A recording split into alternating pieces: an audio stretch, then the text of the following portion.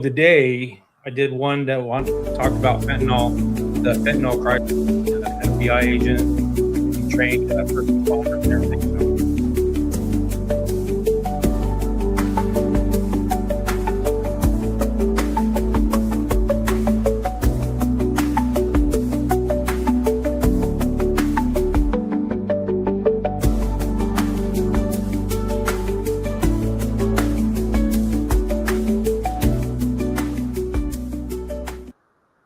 Welcome to Rock and Recovery. I'm your host, Jay. Today is special guest. I met her on Instagram, Wendy Beck, founder of Rage Against Addiction. Go ahead, Wendy. Tell us a little bit about you and what you do. Thanks for having me. You're my first, you're actually my second podcast. I co-host for a local podcast but this is the second time I've been asked outside of that. So thank you. Wow. I appreciate it. I am the founder and executive director of a nonprofit organization called Rage Against Addiction. Rage Against Addiction is a nonprofit that provides awareness and support to anyone that struggles with drug and or alcohol abuse, including the families. And the reason that I founded this organization was because back in, I'm going to say 2013, if that's correct, 2013, 14, my teenage daughter was struggling with a heroin addiction. So at the time, she was about 15 years old. I had no idea what to do for her. This was something that just happened in our family, came out of nowhere for me, and I guess for her as well. I suspect that it started, as any teenager, just experimenting with, marijuana and or alcohol, and it progressed very quickly. She was she was probably an instant addict. So not really understanding what was happening, I was chasing her, I was enabling her, I was trying to, save her, all of those things. And in the process, as I was going through this with her, I was seeing what was not serving her, what was not around. There was not that many resources at the time. So this was a while ago. This was before right on the cusp of the big opioid epidemic, which has always been an epidemic, but this is when it started showing up in the suburbs. And so then people were paying attention. There were the signs in the county, giving, the numbers daily that were going up of these people that were dying. And she was young. And at the time, I really did not know what was happening. I just knew that she had changed. She was, not herself. She was not this wonderful, smart, pleasant person that I had always known and loved. So as she started to change, I started to try to chase her and figure out what was happening to our family, because we had, disappearing acts, we had things missing, we had change of friends, we all the stuff. And as you can imagine, when I finally did figure out what was going on, because, she's not going to reveal that to me. I was a single mom for a long time, so I was very close to her. So this was devastating. This was something that I just had never imagined what would have happened. So, during her journey, I like to say that we didn't have prom and graduation. We had drug court and central booking. So we had a very different, teenage mother-daughter relationship. It was hard. It was really hard. And during that journey, I was angry. I was very angry. And that's where I kind of came up with Rage Against Addiction, because I don't know, it didn't have anything to do with the group Rage Against the Machine or anything like that. I wasn't even a fan of that. It just kind of came to me one day that I was angry, and I wanted to do something and help provide better resources than what was available to her at the time. Now, I know that people can recover in all different kinds of circumstances. I mean, she could have done things a lot differently than she did, but we never really got to a place of sustainable recovery. or she never got to place sustainable recovery, and she did pass away in 2015.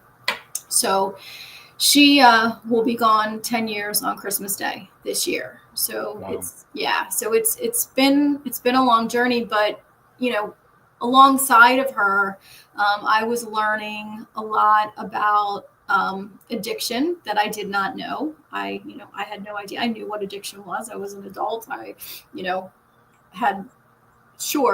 knew what it was, but I had never experienced it to this level. And I think that my main goal for her, while she was still here, was to try to help with some better resources for her when she, went to, she did go to rehab several times. She did go to sober living, which was in my mind unacceptable, because it just felt like this just cannot be the best that there is out there for women or anyone recovering. I just felt like it was,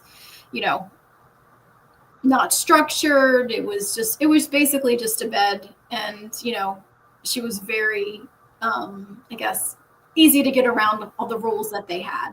Very easy, manipulative, like most addicts are, like I was myself. Right. We can easily play the system. Yes, and she did. And as she's going through her addiction, I was learning along the way. And I was the family. And so I decided to start the nonprofit organization, which I had mentioned, Rage Against Addiction. Not really sure what the mission was going to be. It was very general. But one of the things that I wanted to do was to have better sober living for women, because I felt like that was needed. And at the time, even in our county, there was not very many options. We had our higher level, like level 3, which was very structured. And then you had your, level 1, which was, really loosey-goosey kind of thing, where there wasn't many rules, but, so over some time, I started the organization and, just got the paperwork together for the nonprofit, tried to figure out what I wanted to do. And then a friend of mine introduced me to a woman who was in early recovery. And so we became friends, and she was helping with a sober living house in our area that was more of like a farm type of thing, where the women would work on the farm. And she was all on board with me in opening a sober living for women. And she said, as soon as you're ready to do it, I will move over with you, and we will do this together, which was good because I wasn't in recovery. So for me, and I'm a firm believer, it would have been very easy to be a sober house, not in recovery, I would think. Say that again. Somebody that's like for you yourself, not being an addict or not being in recovery and just seeing the effects, I think that would be an easy transition or an easier to manage place than a lot of people that are addicts, because. Well, she was in recovery, and she was, so I felt like we were a good team because I was able to set up the organization and create the business. And then she had a very strong, understanding of what the women were going through when she was in recovery herself. So it worked out really well. So as of right now, we've been, we started our first sober living house in 2018. And then right now we have 2. We did have 3, but we just closed one recently just because we didn't renew the lease at that location. It was small, but we have 2 sober living houses for women in our county, and they are run beautifully. And she is still the program director. So we're really proud of the accomplishments that we've come to. I can tell you about the program if you want, or if you have any other questions about, the beginning of that, I'd be happy to go more into detail. So what county is that? What state and county? We're in Harford County, Maryland. Maryland. Yes. Okay, so we're on the same time zone. That's awesome. Yes. I mean, I've connected people from. I had another lady on, Danielle Galvis, I think is her name. It's from Kingdom Rehab. She was in the Dallas area, and she opened 2 sober livings for women. One would allow the pets and one wouldn't, it's just, but I think that's spectacular. I've been thinking about doing the same thing myself. It's just weird. it's a lot of work, and but I think it's really rewarding. And over the years, getting to know these women, because I lost my daughter and she never got to that place of recovery, I feel like this venture, so to speak, has been a healing process for me as well, because I needed to be able to see that this was possible, and being able to help and learning that recovery is possible kind of started to heal my heart, because it was a very trying time with her. And my goal, or my hopes, was that she would find recovery and she would join in and she would want to help and all of these types of things, but we just never got there. But before she passed, I would tell her, hey, we're doing this, we're having this event, and she was as supportive as she could be, and she would say, like, Mom, you're really doing it. And I knew that she was proud of the work that I was doing. And I know that in some way, it's because of her that all of these women are in sobriety today. So, what was the hardest part of being a mother and not being able to help their daughter overcome that addiction? I know my mom's sitting in the chat room listening to us too, and I know what her struggles were with me. So, what were some of the struggles with the same thing?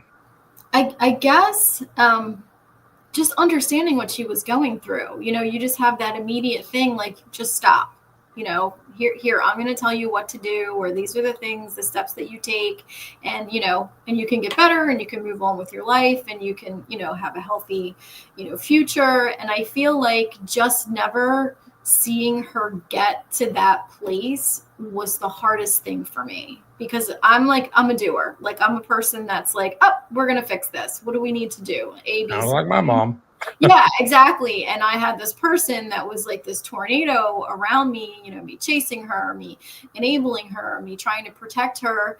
And there wasn't anything that I could do. I knew, and I know now, just from interacting with the women that I interact with, learned a lot, that it really had to be up to her. And unfortunately, the circumstances did not allow that. So I just not having control was, she was 14, 15, 16, 17. She Oh yeah, yeah. died when she was 24. So we Wow. had like a 9-10 year run. So from the time she was able to, be a teenager and start to gain this independence and become the woman that she was supposed to be, she was immediately trapped in this addiction, and she never got there. So that was really hard for me, to never really see her grow into the person that she was meant to be, because she was really awesome. We went through a ton of terrible stuff, but she ultimately, was a person that was loved, that was caring, was loved by many, many people. And I agree with Kelly Walker in the chats. Wendy, you're going to be a true blessing to all the women you help. I promise you. And Oh, it is. You might not be recovering from addiction, but you're recovering from that trauma that you have a heart. You have a heart, and it's hard. What are some of the misconceptions about people wanting to be in recovery?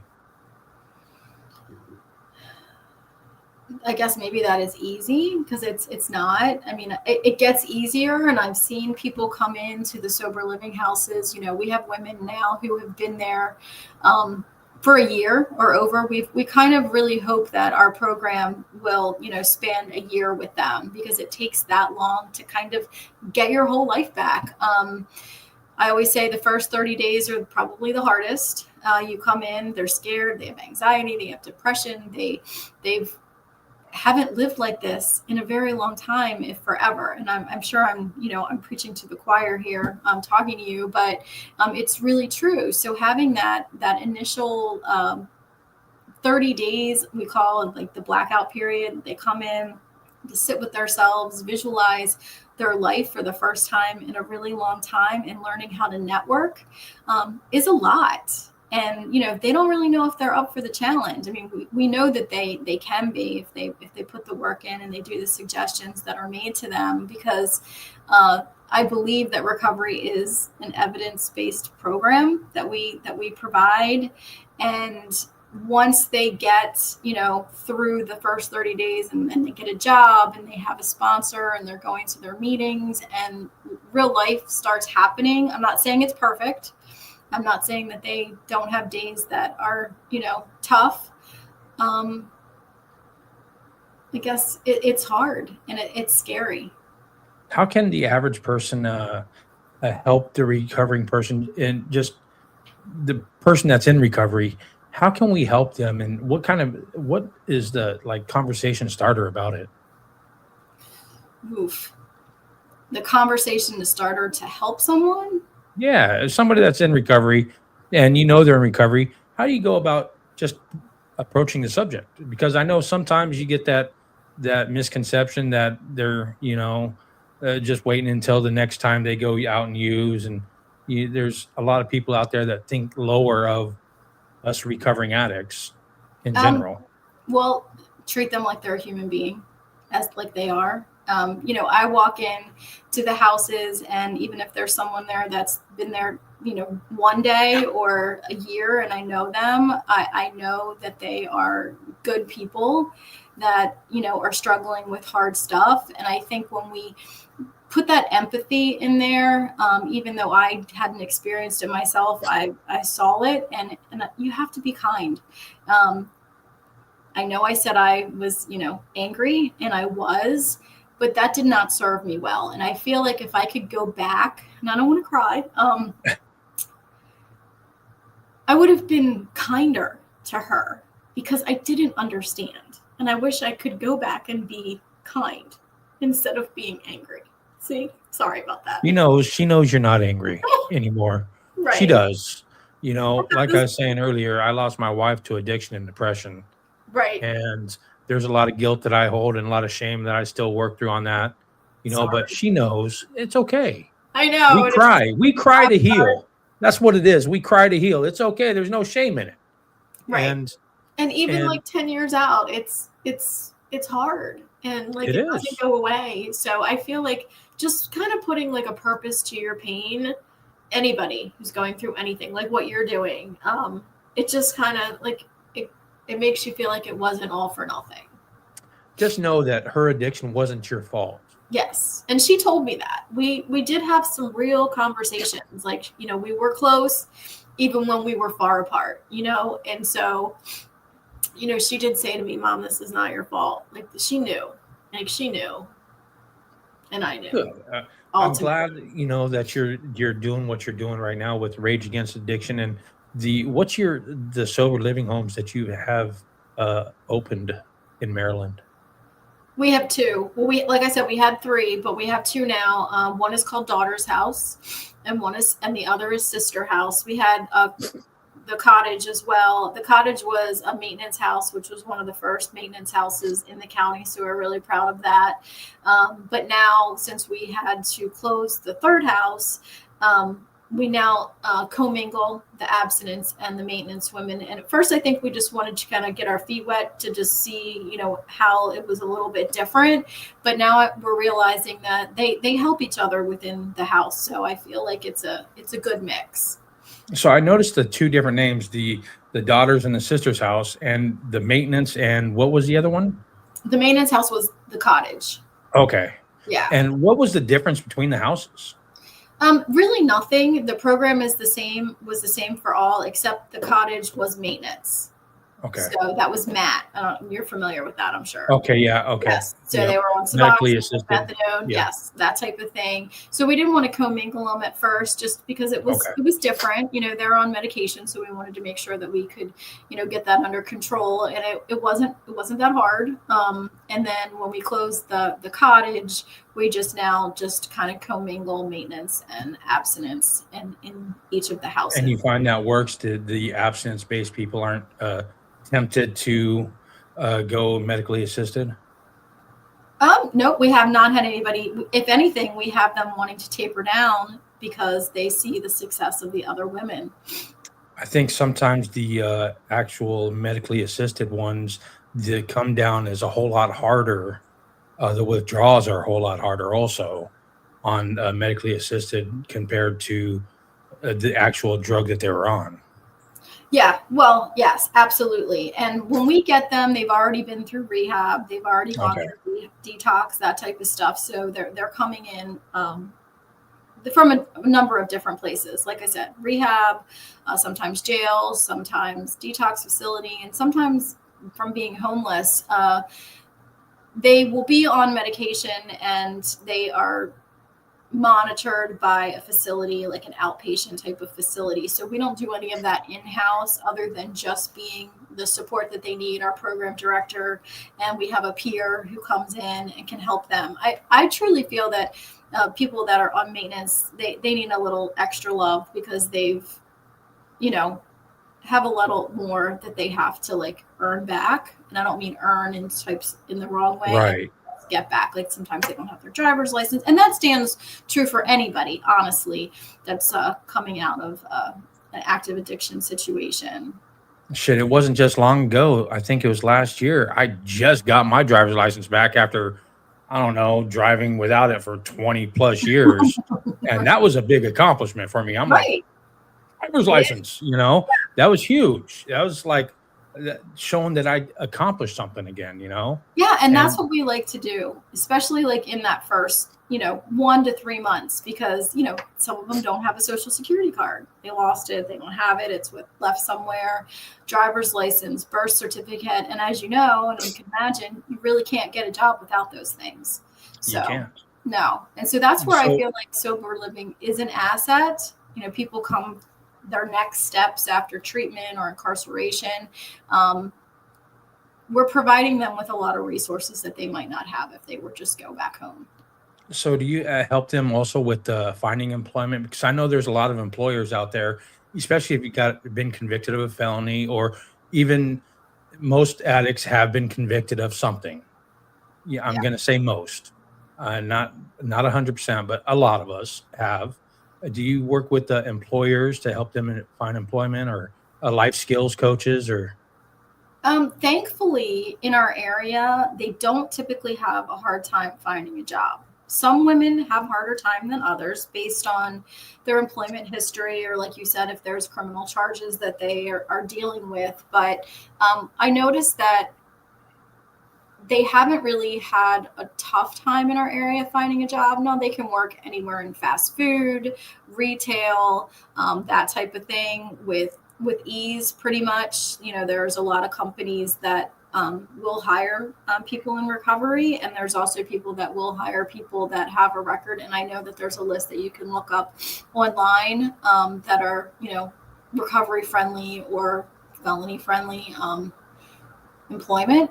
So I would say there are some women that come in that it has taken them a while to find employment, but they can't really live there forever for free. So it's kind of up to them to put the work into it. And we also have other women in the houses that will recommend places that they've applied. And we kind of have a group chat so people kind of know, hey, if we see something that someone's hiring, we'll let them know. There are resources available, but I will say in our area, they're pretty lucky with finding employment. so what's the difference between your houses and other recovery homes, and what services do you offer? Well, we're a level 2, and level 2 is monitored by our program director, and we have a house manager that lives there. So the house manager lives there for free. To be, I guess, they're unpaid staff, but they're living there for free, so they don't have to pay rent. So I love that, because then they can save their money to move on to the next phase of their life. We have a lot of independence, I believe. So they come in, they go through the blackout period. Our program requires them to do 90 meetings in 90 days, find a sponsor, find a home group. They have chores every day. They have a curfew. We're really just reteaching them how to live with some structure, with the independence once they have a job, once they are complying with all of the rules. And of course, they're drug screened. They can pretty much go out and work and visit their families. And we give them enough freedom to do what they need to do. We haven't really, there's going to be times where people are a little more difficult or having a little bit more time, getting the hang of it. And, we have some disciplinary, actions, like you might get fined if you're not doing your chore. You might go on contract if you're really not cooperating, or you may be asked to leave. But I think overall the program is designed to teach them how to live, because I noticed that there are some houses that are level 3, which is the higher level structure, where they don't really have any independence. So when they leave, it's almost like you're kind of leaving this protected environment, and now you're having to learn how to live. Well, we're kind of like, okay, go out and, here you go, learn how to fly from the nest. And I think we're very good at that. And what are some of the resources that you offer? Well, we have clothing donations. We have a peer that is a staff that will work with them to get all of their license, take them to job interviews, drive them to get food or groceries if they need to. So, and then we outsource to we ask them to go to therapy if they need to, or IOP, which is an outpatient treatment type of situation. So in-house services, I would say, is the guidance of the recovery coach, program director, and the peer. So how hard is it for the newcomer to adjust to your programs? I guess it all depends on the person. Yeah. Yeah. What are some of the best things that you found working in the sober living homes area that you've been able to apply towards everyday life? For myself? Yeah. Gratitude. I've never seen people who have so much gratitude for life ever. And it's so rewarding to see somebody, go through such a hard thing and come out the other side and be so grateful for what they have. It makes me, who's not in recovery, like reevaluate myself. What do I have to be ungrateful for? Ungrateful for. Or grateful for, sorry. I was going to say, I'm not really ungrateful for anything anymore, Right. But along those lines, there's a big, I'll say, how much of a success rate do you have long term? We have a growing alumni. So we're in touch with a lot of the women who have left. The alumni will also come back and do house meetings. We have them come once a month. It's a rotating group of women that have gone through the houses. They come back and they help with fundraisers. They give back when they can. We ask for, donations of like Thanksgiving or Christmas dinner or cookies or clothing or anything that we need. We have a very strong alumni that will also come through and help out the women. We have one alumni, was the third woman that came through our house, that is now on my board of directors. So, it's really up to the person how involved that they want to be, but we have success in staying in touch with the people who you kind of get to a part of sustainable recovery. And how are you giving back to, I know just having a sober living is giving back to the community, but how that account or that giving back, how is the people there giving back, like to the community, volunteering? You mean the women that live in the houses? Yeah. Or I guess the ones who have moved on, like I said, will come back. They will, do house meetings with us. They share. They still do offer like rides or anything like that. The women in the houses also, once they get to some sustainable recovery and they move on, will become sponsors of some of our women. They offer rides. So it's a very close community that they share, take people to meetings, that type of thing. So in the selection process, is there a selection process, and what's the application process? It's a phone screening. So if someone is in treatment, let's say their caseworker will give us a call. Usually they'll call our program director and say, we have whoever, and she'll do a phone screening. She'll talk to them, see if they're a good fit, and just their history a little bit. We pretty much don't really turn anyone away. I would say someone that might not be a good fit would be someone that has a higher level of mental health needs that we are not really equipped for, so that would be one reason that they may not qualify. But for the most part, if they're on the right medication, and we give them a chance. Do you work with any of the rehabs in the area? Like, do they recommend a lot of people there, or Yes. other treatment facilities? Are you partners with any of the treatment facilities? We have partnered with them in certain ways over the years. True partnership right now with any of the treatment centers is just referrals. They'll refer people to us. We'll refer people to them. We have received a grant this past fall from the Opioid Restitution Fund, which we're really proud of. That has allowed us to hire a peer. And we also have a partnership with a mother and children's house in our same county. So our peer will service that house as well. So we're able to share our peer through the grant with another sober living house for moms and kids. So actually one where the kids are allowed to stay there with the moms? Yes. Mm-hmm. Yeah, I think that's really important. And along with the lady I was telling you about, with the one with the pets, I think the kids and pets tend to keep people out of recovery and out of chances, really, because nobody wants the extra stuff with them. They want the addicts want them. The addicts want it to help, and most houses won't let you.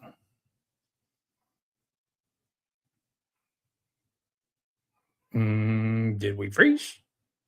I think we froze. Wendy is frozen. hmm Wendy?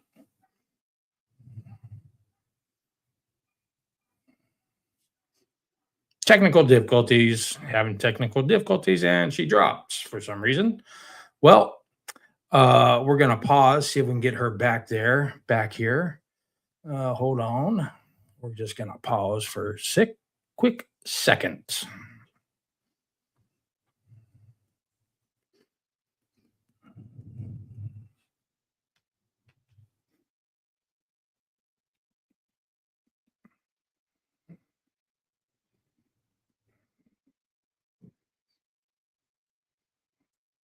She's back.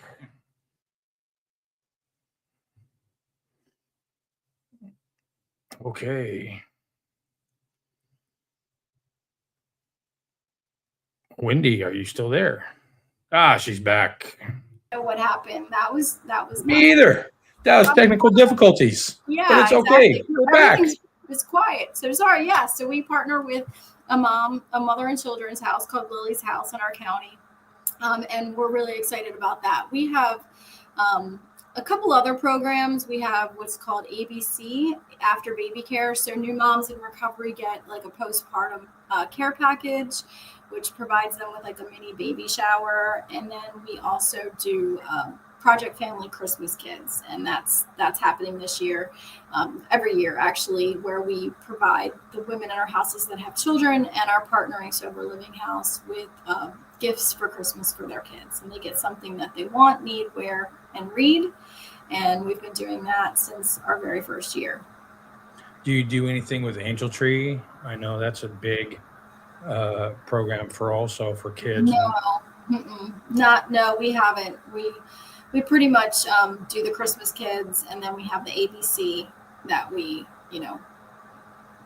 So walk me through the screening process of, let's say I'm just somebody, can anybody apply, or phone screen, or walk me through the screening process and what type of questions do you ask? I guess your drug of choice, how long have you been in recovery? Have you been in recovery before? Just, do you have any children? What medications do you take? I don't typically do the screenings, the program director does, but we have a predetermined list of questions that are asked. And, like I said, you have to be, pretty unwilling to follow the rules not to be accepted. But we also do have a wait list often because the women stay for quite a long time. So what's the average stay? Anywhere, I would say 3 months to a year, depending on the Wow. person. Yeah. That's given quite a chance. That's awesome. I think that's great. Yeah. Especially for geared towards long-term recovery. That's awesome. Hmm. Yeah. I think it takes a couple years to really get it all, worked out to But being allow. able to be stable for up to a year, that's amazing. Yeah. And so, yeah, that's awesome. Well, let's see. What other questions do I got for you? That's off the top of my head. I just do this, I Yeah. like talking to people that Anything. I like talking to people that have something to give back to the community, especially when it comes to giving hope to everybody. What are some of the things that you want somebody to be aware of, whether it be with addiction, recovery, or anything else? I always say to the families to educate yourself, so you can, you might not be able to help your loved one, but it's your responsibility to understand what they're going through. So educating yourself that it is a disease. I truly believe that. And that it takes time. It takes time for them to get their life back. Just because they go to rehab or just because they're living in sober living doesn't mean that they're not going to struggle. They're not going to have difficult days, and giving them that support is really important. Like I said, being in the family and going through something like that where, anger or not understanding doesn't really help them very much. What kind of support are we talking? Like, I know there's a difference between support and enabling, and where do you draw that line For the residents, for just the addict? It's in general. well, I mean, there's a no use policy to live in our sober living house, obviously. So we start there. And I think the structure, and like I said, having evidence based programming is very beneficial because, these are the rules and the rules are the rules. And if you follow the rules and you do the things that are suggested to you, it'll get easier. So that would be, enabling. We try not to do that, at all. We want them to go out and find a job on their own. We want them to find the sponsor themselves, pick a home group, do all of these things independently under the protection or the guidance of the program and our other women in the houses and our program director, like a protected sobriety, where you can come back and be safe and not, hopefully have as many triggers as you would have if you went home or, had to start fresh. That's awesome. I think that everybody needs that chance, especially recovering addict. Because let's be real, a lot of times it's forced recovery, whether it be prison or I should say forced abstinence, because it Right. really isn't recovery. It's prison detox, whatever the case may be, and then you go right back out onto the street, and it does nobody any good. Right. So Well, I I mean, think and that, that's going to happen too. We've had women that have been with us and then they chose to leave and then they've asked to come back and we let them come back. So, it's not a one stop shop for recovery. It's really based on the individual. yeah. What are some of the things that you want maybe the person that's thinking about that sober living, going into sober living? What are some of the things that you or the family of somebody that's suggesting to their kid that, hey, maybe you should go here? What are some of the things that you would say to them? Oh, wow. Don't enable them. If let them figure it out on their own, which is hard for family members to do because we want to kind of control and kind of guide them.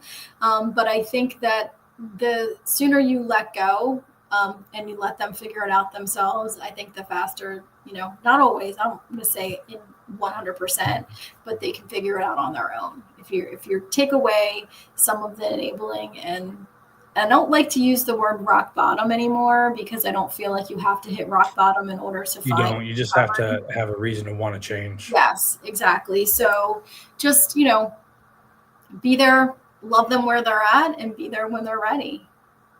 The thing about rock bottom is you don't have to hit a rock bottom. It just has to be some type of life-changing event. It doesn't even have to be rock bottom. A Mm-hmm. lot of times, rock bottom ain't rock bottom. My rock bottom would not be somebody else's, and So it's just has to get your attention enough to make you want to change. That's it. Right. And I feel like sometimes women, well, and I don't know, I can't speak for everyone in recovery, but the women that I've experienced, that there's a lot of trauma behind. For most women, I 100% agree with that.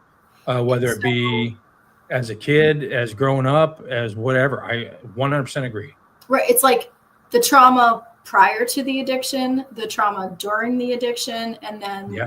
then you've got to figure out how to heal yourself after, which is, it's very complicated. So we have workshops. We incorporate the 8 dimensions of wellness into our program, which is kind of new for us, but we kind of realized that just coming and living in sober living and expecting you to have like change inside, yeah, you can do your chores, you can find a job, you can get your license back, you can do all of these things, but if you don't change who you are and learn who you are, you're not going to change. So you need to learn. Yeah, the thing about recovery is it's not recovering from alcohol and drugs, it's recovering the feelings again. It's and being able to cope with it the best way possible. I'll be honest, I think addiction's a side effect of whatever we're going through to make us numb. And I say this about all the time. Addiction is 100% a side effect, whether it be a side effect from coping, a side effect from fitting in, a side effect from trauma. It's a side effect. Yeah. And once we deal with that main problem, then from bullying to abuse to just, having anxiety. Life in general. Yep. And I think we underestimate the power of what people go through, and we're no longer living in a world where we're saying, oh, just get over it. You need to kind of learn how to heal from it, no matter what level of trauma that is. I agree 100%. And I'm going to ask you probably my last question. Okay. I don't know yet. It might be the last one. I'm here, whatever you need. Whatever. What is one thing that you want everybody to take away from this conversation? I was going to say argument, but I'm like, we haven't even argued. So dang it.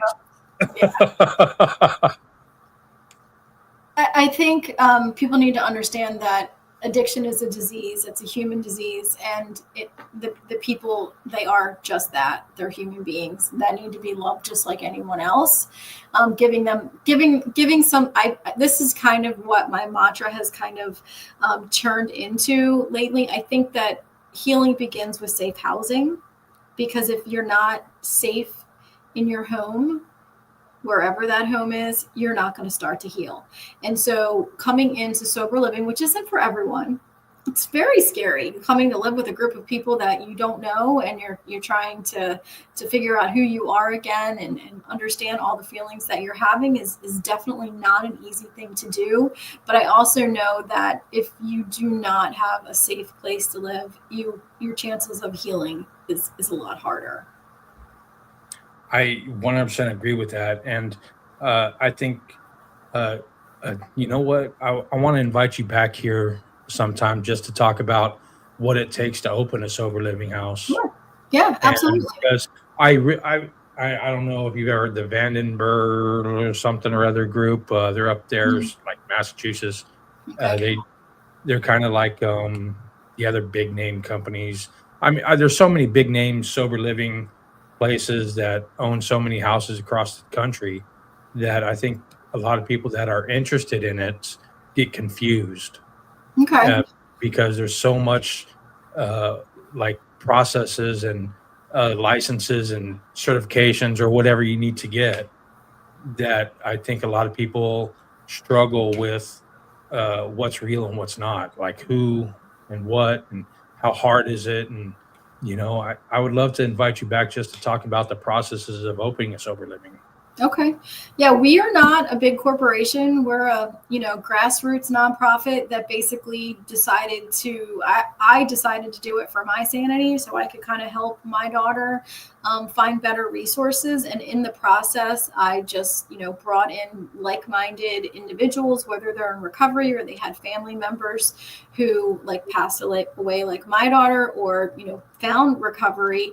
And I felt like this group of people was just the perfect group or team to make these things happen. And I have a really strong board of directors who help us. And, nonprofit is a business just like anyone else. And I'm just going to do a little plug here. If you want to donate, you can go to rageagainstaddiction.org because it is very expensive. It's expensive to run any household. Now you have, 8 women living together, 7 women living together. And, we have to keep the lights on for them because we provide all of their basic needs. We provide cleaning supplies. They do feed themselves once they get a job, but they will make sure that they get their SNAP benefits and anything that they need. We want to make sure we have clothing donations. Now we're doing these workshops. We had a workshop last month about healing your inner child, which was just like so, eye-opening to so many of them. And, again, it takes a village to run a nonprofit, and, our supporters are really important. I think that's amazing and very commendable. I think that's one heck of a memory for your daughter. I think as bad as it is to say everything happens for a purpose, you wouldn't be doing this if it wasn't for that. I know. I agree with that. And that's hard. It's hard It is. because, why that was her purpose, I do not know. Why that purpose was, thrust upon me. But, we're in it to help as many people as we can. And, we're proving every day that people do recover. And, Absolutely. We all recover. We recover out loud so nobody else has to suffer in the silence. To let everybody else have hope, because all hope is hold on to the pain ends. That's it. Yes. Well, Wendy, I thank you for coming on here, taking time out of your day, probably your lunch hour. Go eat. Oh, you're fine. I'm good.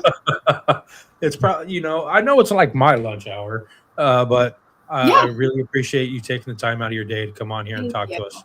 I really appreciate it. Anytime you want to know anything, I'm trying to get my thoughts together. I've written some recovery workbooks that you can find on Amazon. You can find them on our website just for people who are just in that early stage of recovery and just like learning how to sit with themselves. We've also created a grief journal for people who have lost a loved one, and also a Christmas book because my daughter passed away on Christmas. So you can find all that on our website. And, what's that website again? rageagainstaddiction.org. Rageagainstaddiction.org. Check it out. Yep. Wendy, thank you. Thank you. Thanks a lot. I appreciate it. And I can't wait to have you on here again. Yeah. Because I think we will be. Okay. And just reach out. Everybody out there else, keep rocking your recovery. You're worth it. You are.